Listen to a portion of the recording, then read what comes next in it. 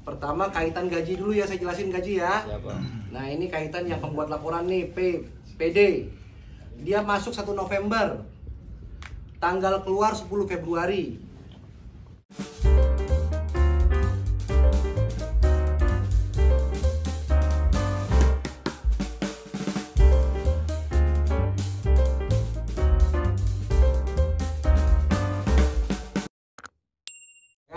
Pertama kaitan gaji dulu ya, saya jelasin gaji ya. Siapa?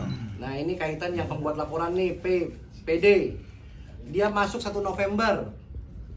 Tanggal keluar 10 Februari. Status kerja 2 bulan cuma 2 bulan 10 hari. Statusnya resign.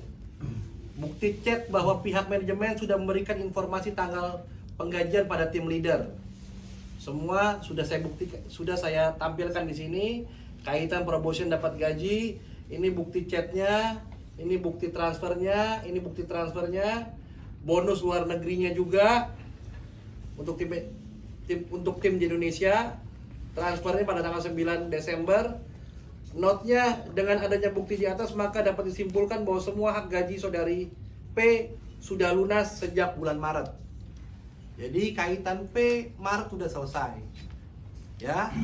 Jadi saya sudah tampilkan semuanya di sini nih, ya kan? Saya sudah tampilkan semua di sini. Nanti kalau misalnya nanti kita di ujung, di akhir acara nanti kita bisa tampilkan dalam screen.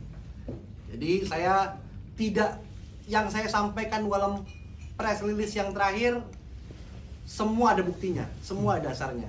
Tapi karena saya lihat berkembang butuh bukti, ya saya akan tampilkan. Ini kaitan PD. Yang kedua, kaitan ada lagi nama karyawan namanya SA. Saya nggak usah sebut namanya, SA. Inisialnya. Masuk tanggal 1 November 2022. Tanggal keluar 31 Desember 2023. Masa kerja berapa lama? Hanya 2 bulan. Statusnya bekerja di tempat lain tanpa izin. Karena kedua klien saya ini keluar negeri seperti yang disampaikan, ke Dubai dan umroh. Orang ini kan bekerjanya di rumah, tapi dia tanpa sepengetahuan kita bekerja di tempat lain, akhirnya mengajukan resign, tapi bekerja dulu di tempat lain. Terhadap chat-chatannya juga sudah ada, semua sudah clear.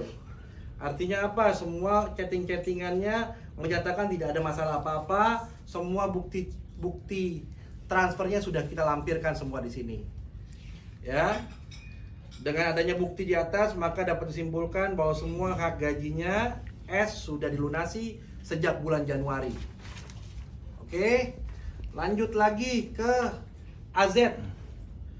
Masuknya kapan? 1 November. Yang kemarin dijelasin sama Syekh, bahwa mereka masuknya periodenya sama, November semua. 1 November 2022. Tanggal keluarnya kapan? 15 Januari 2023. Masa kerja 2 bulan 15 hari.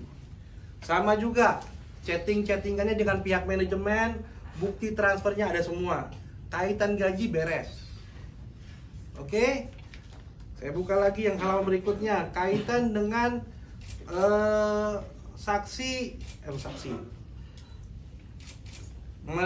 karyawan DS, inisialnya DS ya. Saya tutup ya. Masuknya kapan? 1 November 2022. Keluar kapan? 15 Januari 2023. Masa kerja 2 bulan 15 hari. Nah, rata-rata memang kerjanya begini semua nih. 2 bulan keluar. Statusnya resign, mengajukan resign, chattingannya dengan pihak manajemen juga kita tampilkan di sini. Bukti gajinya juga kita tampilkan. Oke. Selanjutnya kaitan dengan SY. Sama juga, ini 3 bulan 15 hari. Masuk 1 November, keluar 17 Maret 2023.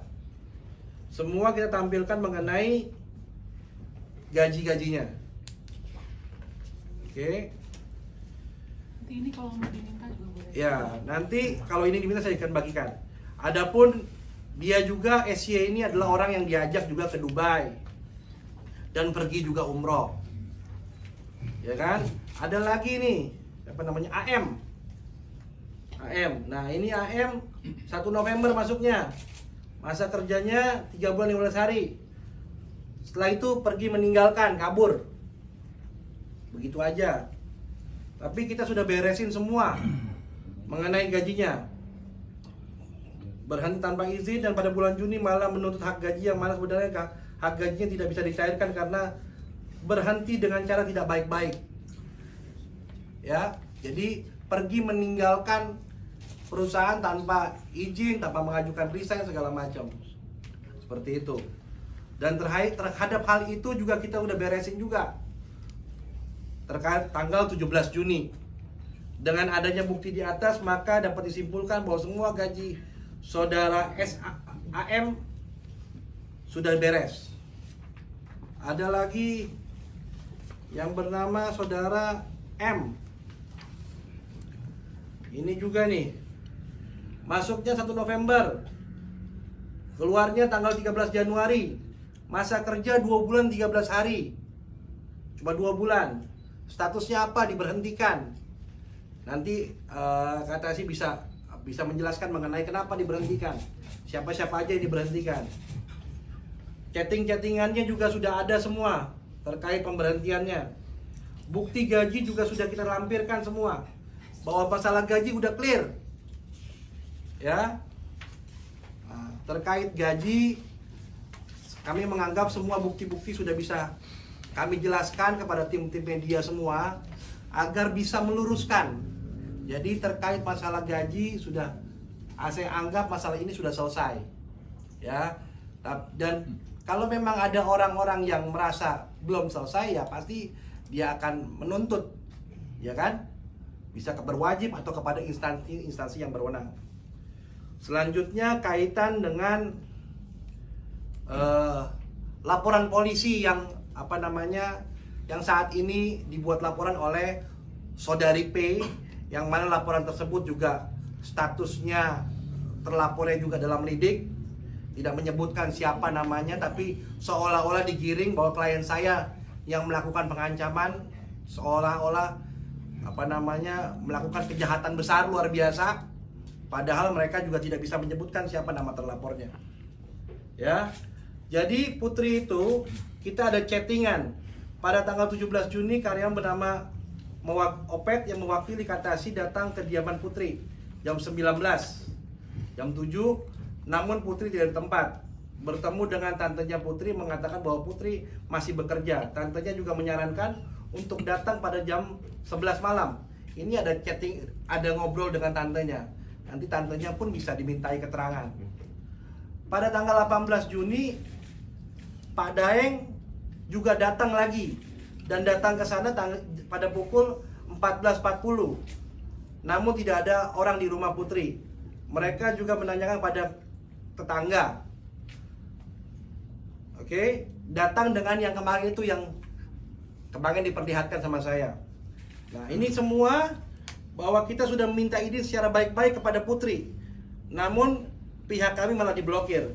Semua chattingannya udah ada kita tampilkan. Ini ada chattingannya. Sebelum kami datang pun kami selalu menghubungi terlebih dahulu. Ya, kami menghubungi terlebih dahulu. Nah, kemarin juga berkembang lagi waktu press conference yang terakhir dari pihak pengacaranya sana, ada lagi disebut-sebut namanya S, Siva itu. Walaupun dia tidak buat laporan polisi pun, tapi kita akan tanggapi juga. Ya kan? Pada tanggal 17 Juni, tim manajemen datang lagi ke rumahnya Siva, namun tidak bertemu dengan S, hanya bertemu dengan adiknya. Kemudian setelah itu tim manajemen pulang. Omnya S menghubungi Pak Daeng. Pak Daeng HR di perusahaannya miliknya Pak Seh. Pada pertemuan 18 Juni, manajemen datang sesuai undangannya Siva. Ada chattingannya semua. Ini di chat semua nih. Saya bacain chatnya ya. Pak, kalau kesini bisa jam 3-an Pak, atau habis asar. Nanti kalau Bapak mau OTW kabari saja, biar saya Sherlock rumah nenek saya. Dikirim Sherlocknya. Ini Sherlocknya Pak, ditunggu ya Pak.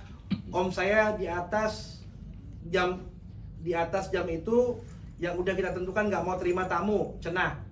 Masa Bapak nanti nunggu di luar? Tenang Pak, saya udah bilang ke om saya, kok nggak usah bawa-bawa pengacara. Kita kan mau santai aja ngobrol kekeluargaan. Ya. Kita OTW sip. Oke Pak, Titi DJ. Artinya hubungannya baik-baik aja. Tapi kan selalu dibilang seolah-olah kita mengintimidasi, kita apa. Padahal semuanya dilakukan dengan maksud silaturahmi. Ya. Sampai kita OTW, oke Pak. Terus kita kasih share live location. Keterusan Pak. Sampai ngomong begitu loh, keterusan Pak. Saya di Cinere. Terus juga kaitan juga dengan kita ke rumahnya A. Nah, datang juga ke rumahnya A. Nah, kemarin ini yang kemarin dipertontonkan yang sampai viral-viral yang ini siapa nih? Ya kan? Ya kan? Ini siapa? Ini bukan Pak Daeng. Itu siapa? Ini yang diperintahkan Pak Daeng. Tolong Pak, jangan cari masalah kayak gini. Saya udah nahan-nahan teman saya Pak. Satpam saya juga buat gak gebukin nih seanak. Ya kan? Kita datangnya baik-baik aja, nggak ada duduk apa segala macam. Tapi siapa yang dibilang siapa ya? Tapi dia tadi asal masuk komplek itu anak buah saya dari manajemen.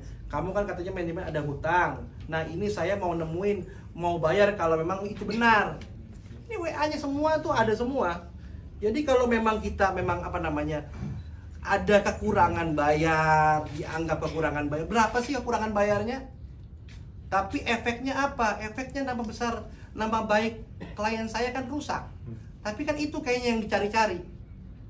Mau membuat nama baik klien saya rusak. Kita makanya datang mencoba mentabayun. Kita buka hotline. Kan lihat semua kan teman-teman kan? Ada hotline-nya.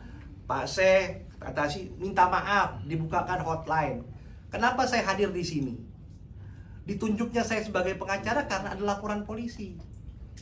Betul. Karena ada laporan polisi. Saya datang ke sini bukan membela, maksudnya karena ada laporan polisi, saya mesti mendampingi hak dan kepentingan klien saya. Ya.